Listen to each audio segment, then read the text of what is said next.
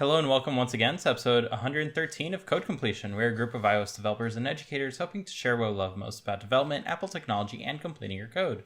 My name is Dimitri and I'll be your host once again for this episode, and I'm joined today by my fellow completionist, Spencer. Hey there. So Spencer, unfortunately, Apple just doesn't want you to be right. And apparently they're canceling the M2 Extreme. Yeah, interesting that they've done that. Okay, so I hope that they do it eventually, but yeah, You hope that they cancel it eventually? Am I no, hearing that this they right? make it. No. I need to be right. I need to validate myself. But yeah, so they're saying that they'll still come out with a Mac Pro with the M2 series, but it'll probably just cap out at like an M2 Ultra, which is the same thing essentially that Dimitri has in his Mac Studio. So I guess really the biggest difference between like a Mac Studio and a Mac Pro would just be expandability. So they're saying that you'd be able to put in your own RAM. It wouldn't be soldered on chips. And I think probably let's see. It says expandability for RAM, storage, and other components. So interesting if they're going to have like PCIe slots or whatever Apple's implementation is with like the very long MXM or something like that. Yeah. So, but then the question is like, what do you put in those modules? Seems to me like most of the things, well, maybe not. My first thing is like, capture cards, audio cards, yeah, I yada guess yada. so. Yeah, you could do some audio interface stuff, but like probably not going to support a GPU is my guess. Maybe. I don't know. So interesting, and I'm not sure. I don't know. From like if you were saying, "Oh, I'm going to build a Mac Pro for like video editing or something," you throw in a couple gnarly GPUs. That probably doesn't make sense, but maybe for audio engineers it does, where they do have, expandable cards that they need. An M2 Ultra with, I think it's like 1.5 times the RAM of the M1 Ultra. That would be quite the good like video editing Yes. setup, like without any extra cards. I would say it's more from like a 3D like rendering pipeline kind of thing. Like if you're doing anything in that regard. That said, the way I see it, it will probably be a situation where the amount of RAM that you buy soldered to the chip is really your GPU memory. So if you are interested in doing the kinds of things that would be limited by just that, then that RAM would be available for that. The extra RAM that you buy, that's pretty much going to be for CPU stuff. I don't see the GPU accessing it unless it's like super expensive RAM that is not really like expandable. I don't really know. Yeah, definitely. They've got the bandwidth and just being close to the silicon benefit of having the sort of on package RAM. So that makes sense. It's like you basically dedicate that as video memory, and then everything else is just normal RAM. That'd be cool. I can see that happening. Yeah. So, did they say? I can't remember where it's or why it said it was. Oh, complexity and cost concerns seem to have shelved it from gluing two M2 Ultras together, basically. So, kind of a bummer, but I'm sure it's in the pipeline eventually to get to that point of that Jade 4C die that we've talked about. So, or whatever the generational equivalent is. Yeah. But if Apple's sole goal was to disappoint Spencer, of course they're going to make me happy in the process. And they're doing that by way of coming out with new displays with more Apple Silicon in them. I don't know if that part's good or not, but I'm certainly happy to hear that Apple is continuing to make displays, because so far they made two relatively recently. The Pro Display XDR, which is still for sale for $5,000. Yeah. Which I feel like is a bit antiquated in terms of like technology at this point, from just like the approach that they took. And they can probably make the same exact thing for way cheaper. See the iPad, for instance. It doesn't even have an iPhone in it, essentially. Come on. Yeah, so old. So old. So old. But yeah, it seems like they are planning several new displays. So that's something to look forward to. I wonder, are they going to fix the cameras? Or are they just not going to include a camera like they did with the Pro Display XDR? They're just like, we're not even going to touch that. That's way out of our... That's too complex. We can make a 7K display, but, new camera. Yeah, so it talks about them jumping up from a 6K display, which is what the Pro Display XDR is now, to a 7K display that either could have a higher pixel density and keep at the same 32 inches, or maybe jump up to like a 36-inch panel. So my question is, what would you prefer if they had to go one way or the other? I would say keep the panel size the same and up the density. Okay. Yeah, I think that would make it align with the laptops, if I remember the math correctly. Which means if you have a laptop right next to your display, you're not going to have any weird like shifts in size for things that are side by side. Yeah. And I think that's going to be the main use case that most people are likely to have, where they have like their one laptop connected to their one display. So I don't think any of the current Macs will have trouble driving a 7K display, especially with display stream compression. Right. So I think we should be like good in that sense for this to happen. It's just a question of when, right? Yeah. And I'm sure they're thinking about compatibility. They just have to come out with new computers and then compatibility. Yeah. Well, yeah, I know, but I think they may get a little bit of backlash if they're just like, oh, sorry, doesn't work with any of these Macs that you just bought that were $4,000 or whatever. So, yeah, kind of cool. It seems like they're behind on coming out with these, meaning that the new Mac Pro, whatever shape that takes, will be coming out prior to the display being available. Like they might announce it at the same time, but then the display is not available then and there at the same moment in time. That seems to be the current like rumor that's going around with regard to that. But that also basically means that we will be getting a Mac Pro relatively soon, likely in 2023. Extreme or not, I think that will be good for the Mac ecosystem for that to be there. It seems like we'll also be getting M2 Pro Mac Minis, so it's no longer going to be the base chip for the Mac Minis, which I think they have plenty of headroom for. Yeah. And finally iMacs, right? That's the last.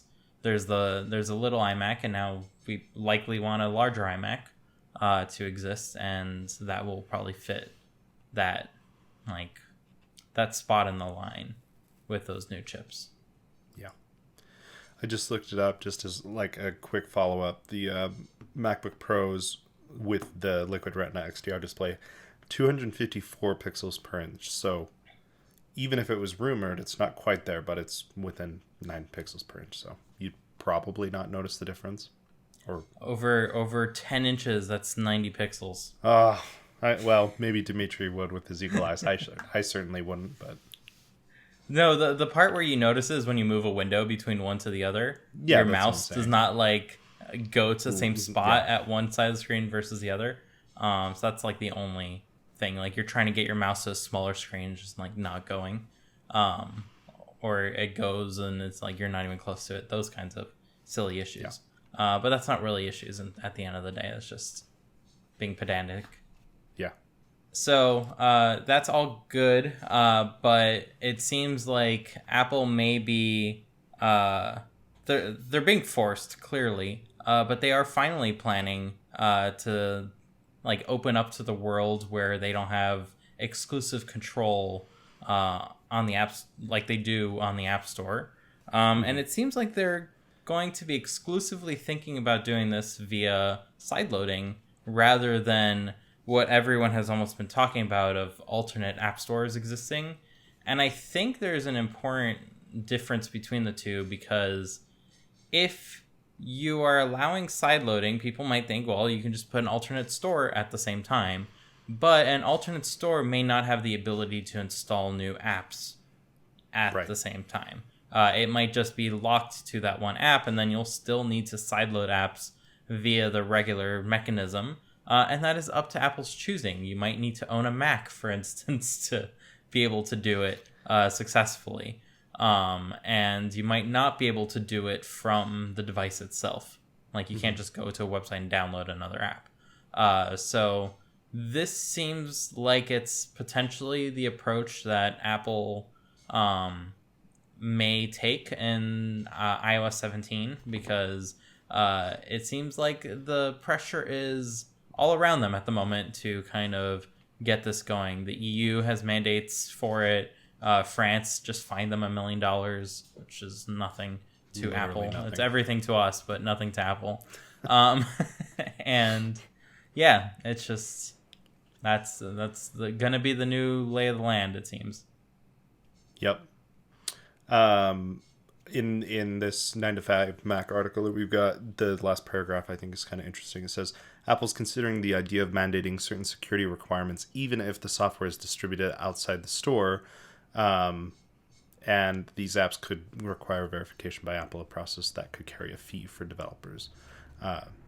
Whether or not they do that moves forward, or whether or not Apple moves forward with this aspect remains to be seen. So interesting. I definitely get that they want to not just completely open the floodgates, but they want to kind of maintain a bit of control. But through that control, there is security.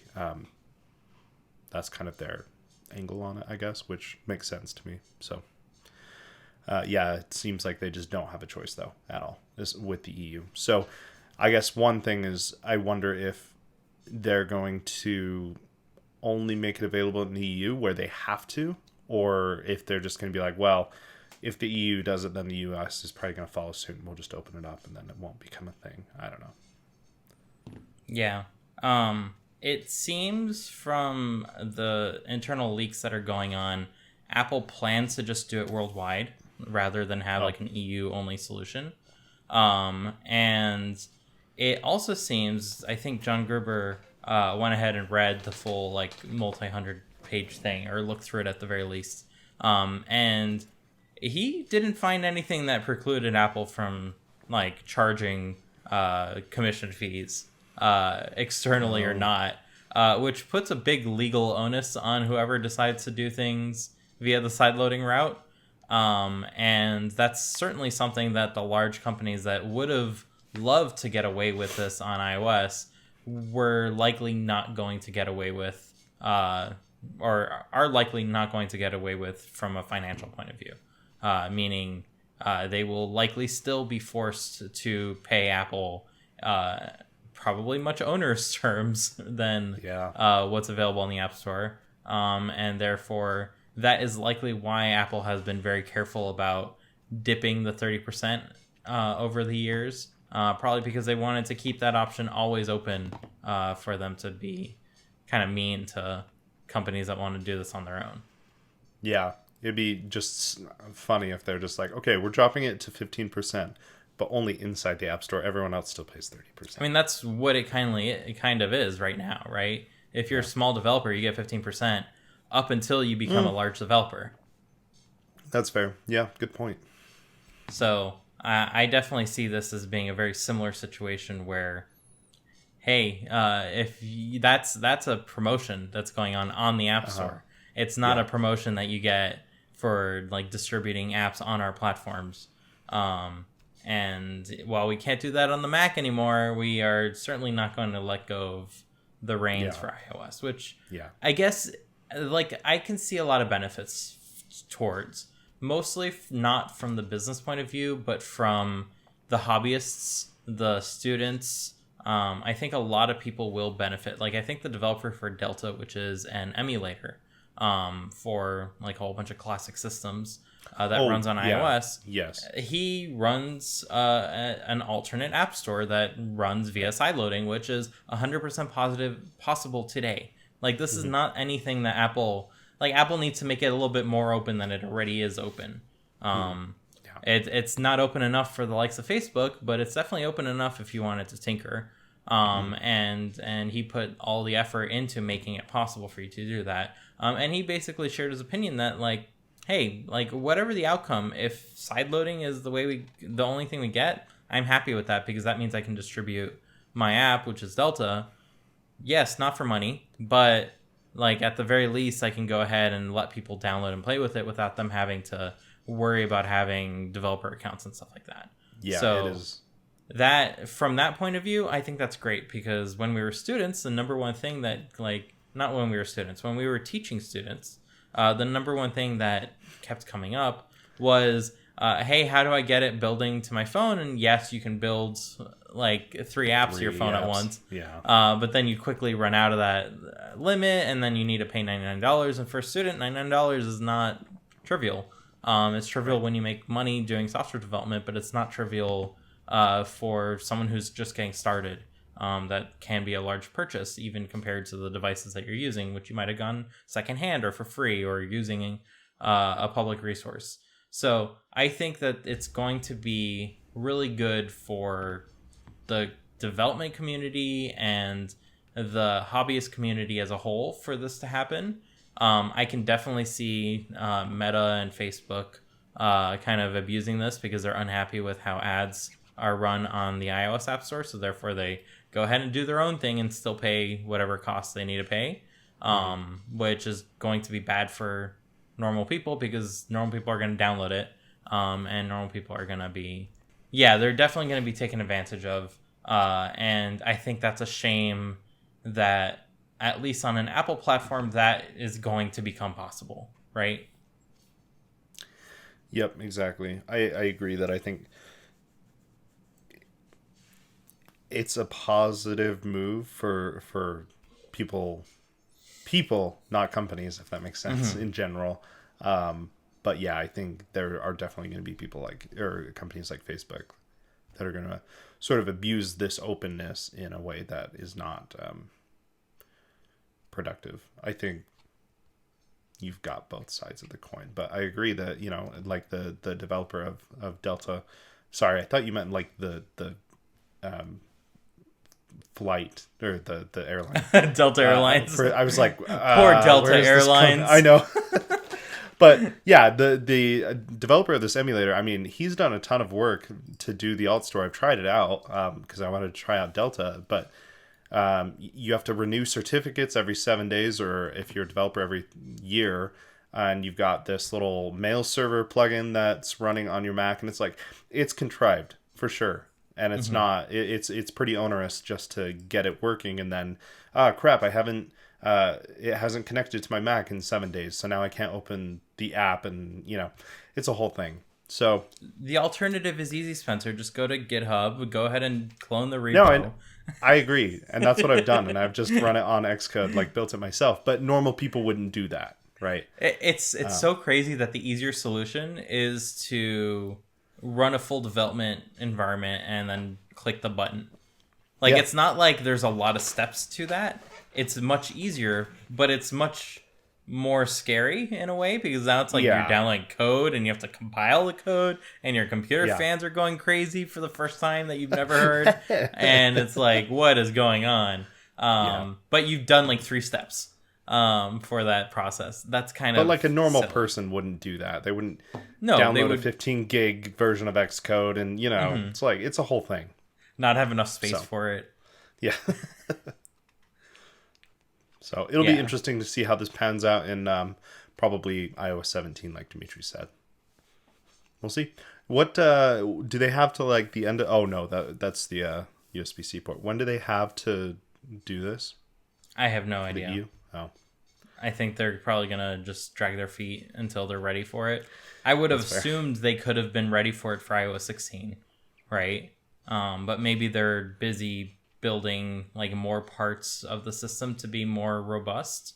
One piece that they are considering opening up as well for this is to allow non-WebKit or non-system bundled WebKit browsers, meaning that Chrome is finally going to have a Chromium render. Chromium, or is it called Blaze now? I don't remember. But Firefox can go ahead and render Firefox. And I think that will be fine. Like, certainly the people who are using Chrome already, they're going to get a better experience out of that, right? Right. And certainly it's going to be a less good experience on iOS for people who are using Apple's ecosystem, and they're just not going to go ahead and use Chrome in that case, right?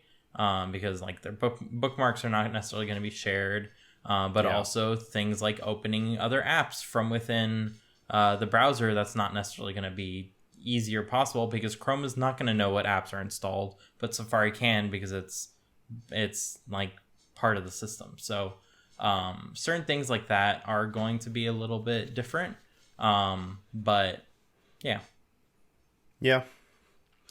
In this 9 to 5 Mac article, I think it's kind of interesting. It says that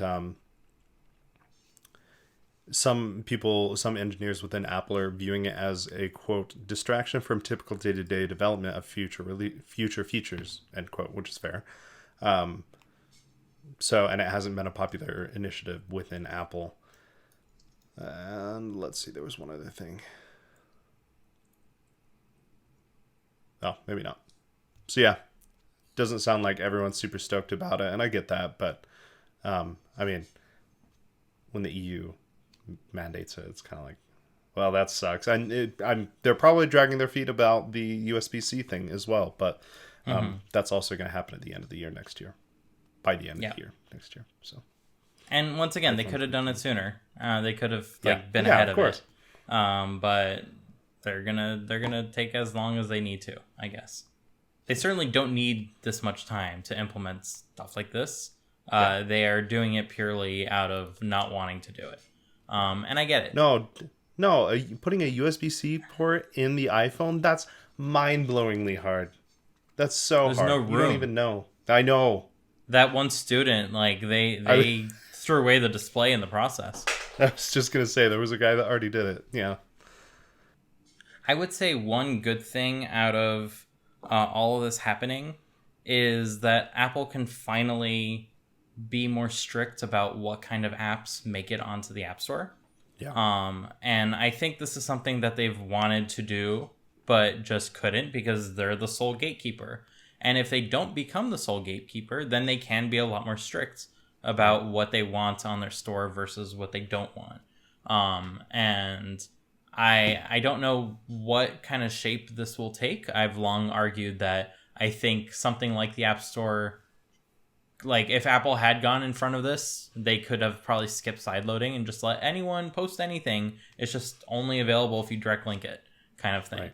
And the rest of the store is a super hard thing that you would have to really have the best of the best, the cream of the crop type of app to be part of. It's super exclusive, and therefore it's something that you can get clear guidance as far as like why you were not accepted, and you can improve on and get to the point where you have something that's super highly polished that then gets posted for all of the iOS users to go ahead and see, and therefore you get a whole lot more money out of that.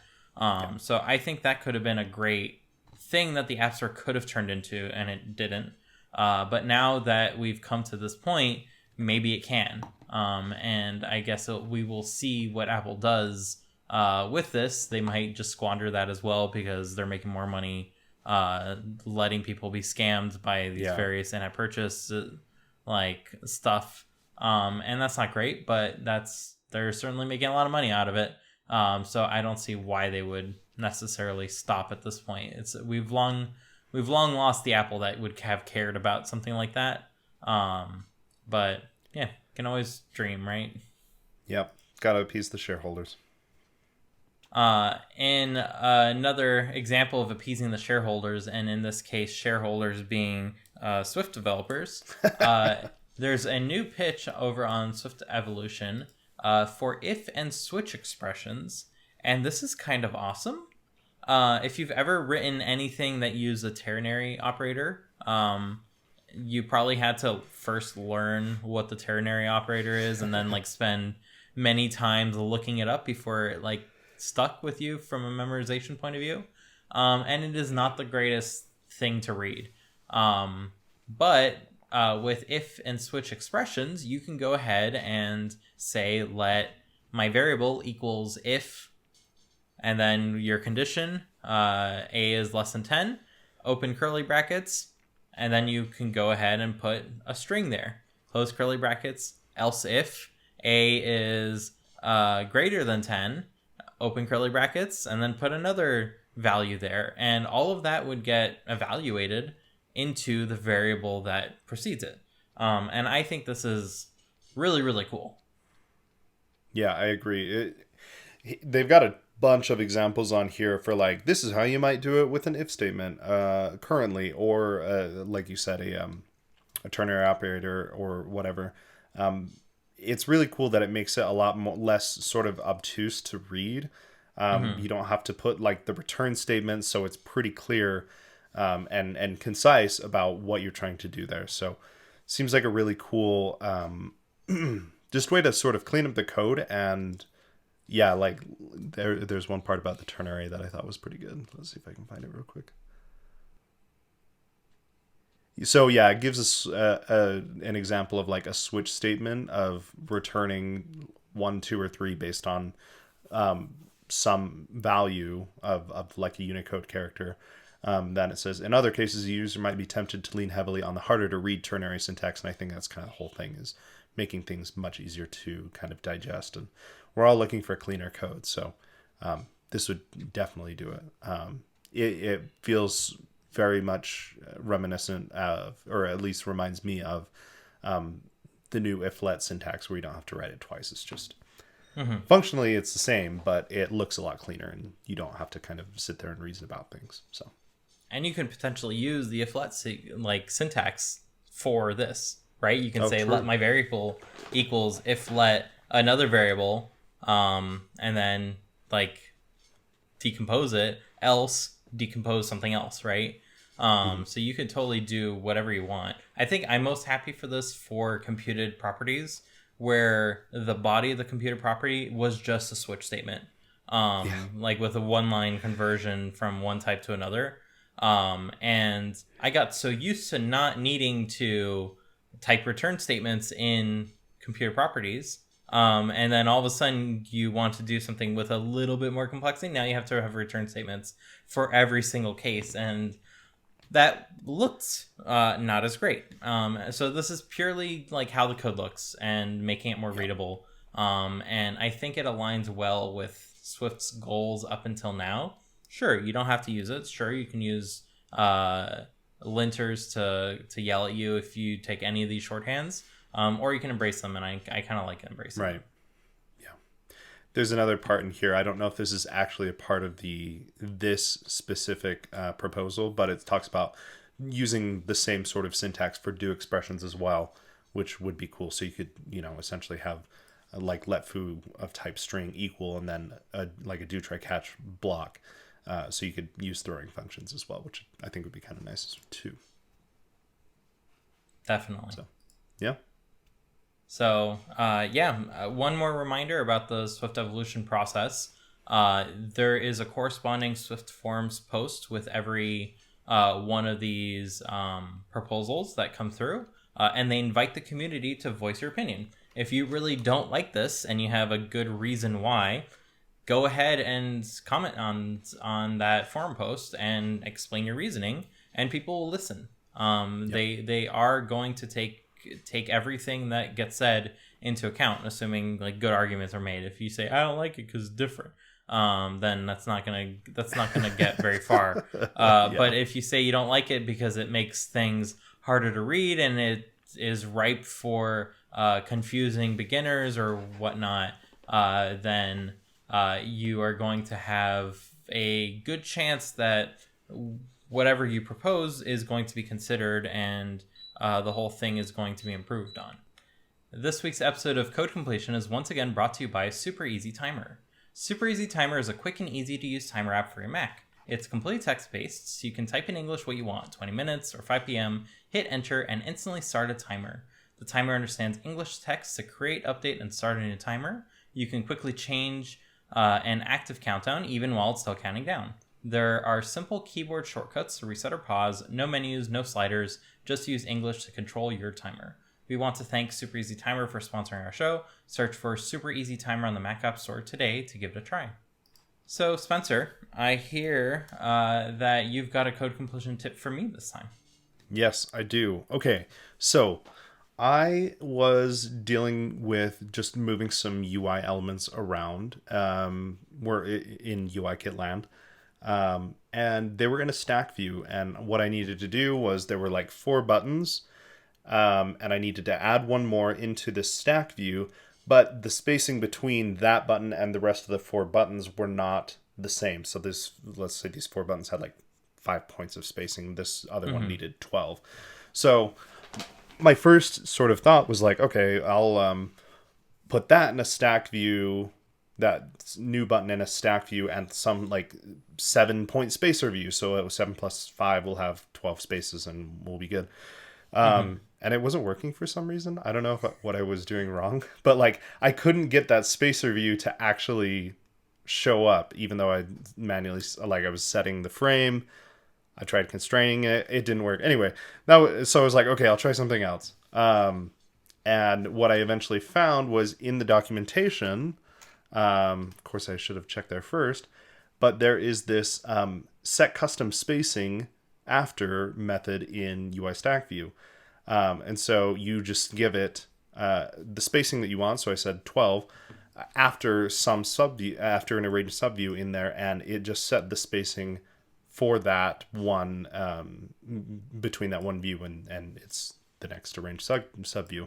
So came out to be a really easy one-liner fix when I was trying to like put a stack view in a stack view with some blank header view or some blank spacer view, and ended up being kind of a really clean solution that I didn't even know existed. So yeah, and it's been around since iOS 11, so I have no real excuse for not knowing it existed. I was like wondering like, oh, did that come out in like iOS 15 or something? Nope, iOS 11. So, but yeah, it ended up being a really clean solution. You have a great excuse because so much stuff has been added to UIKit over the years that it's very hard to keep up unless you actively use everything every time it comes out and therefore remember it exists, right? Okay. Yeah. But sure, we'll go with that. I would say like a sub tip of this tip is use stack views all over your UIKit code. Stack views are awesome and they simplify a whole lot of the process of dealing with constraints, to the point where you hardly have to deal with actually spelling out any constraints. You just go ahead and say like, hey, my stack view is constrained, but then everything in the stack view, like you can compose them of different size stack views. So for today's mini review corner, I have a different thing I bought recently, and this is called a Flic. So it's this little button. I don't know if well, it's really bright. Okay. It's this little button, and it can be programmed to do anything you want, really. The neat thing about it, though, is you can connect it up to HomeKit, and you can go ahead and directly control its behavior within the Home app, so you don't have to like futz around with its own app after that point, which means that you can go ahead and set it up to turn on your lights, or turn off your lights, or unlock the door, or all sorts of other things. So it's this little Bluetooth button here. You can get them in like a pack of 3 or 6 along with a hub, which is a long-range Bluetooth device, basically. You don't have to use the hub. You can do it with your connected directly to your phone. It won't do the HomeKit stuff, but you can still like use them. But if you have the hub, then you can connect it up to HomeKit, because the hub can connect via Wi-Fi. And yeah, I found them to be tremendously useful because say you have a home that has switches for room on one side of the room but not on the other, and you are very often on the other side and need light and you have nothing. Yes, you can scream out to the wonderful lady in the box to turn on the lights, but sometimes it's nighttime and you don't want to scream out to the lady in the box, and therefore having a wall switch of some sort would be really good. So what's really convenient is these comes with a little sticky pad that you can just go ahead and put wherever you want. The way I programmed it was one click will kind of dim the lights to some very low number. Double click will put them at regular brightness. I don't want to say full brightness because all my lights are set to 50% because it's a lot more reasonable to not have blinding lights. And then if you need blinding lights, you can always up it. So that's why I have regular set to 50.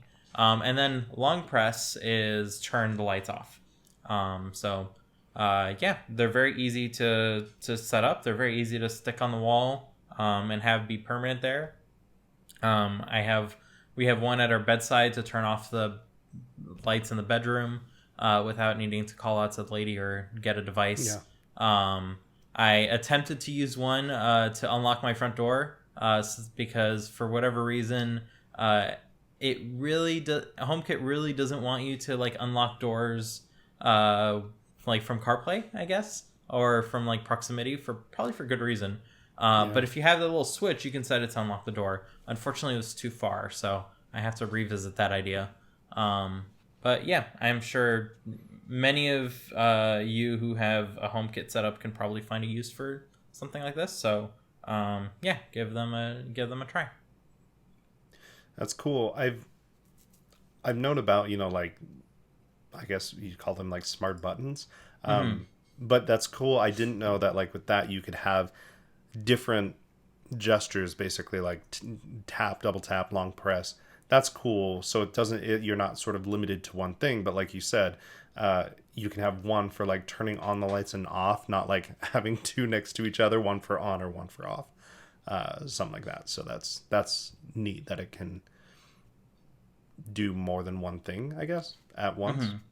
Yeah, originally I was looking for like a slim wall switch that looks like a wall switch, behaves like a wall switch, but you just tape to the wall and just like connects via HomeKit. I could not for the life of me find anything reasonable. So I went with the really small thing that was like obviously different. And they're kind of like little doorknobs, doorbells. Sorry, not doorknobs. They're kind of like little doorbells. So if you put one on top of the other, it almost looks like a switch. You don't have to have it be on and off, but you can have it control two switches, for instance. Sure, yeah. So that's like cool. In our case, we have at our dining room. Our dining room is kind of in between the kitchen and the living room, but it's all an open floor plan. So the dining room lights are all the way at the entrance of the house, which is the opposite side of the living room. So if you're coming from the living room, you have like no lighting until like a certain point in time. So we added one each for the kitchen and for the dining room, so that way we can access those lights. I added one on the side kitchen door to turn on the kitchen lights because it turns out the switch there is for the outdoors, not for the indoors.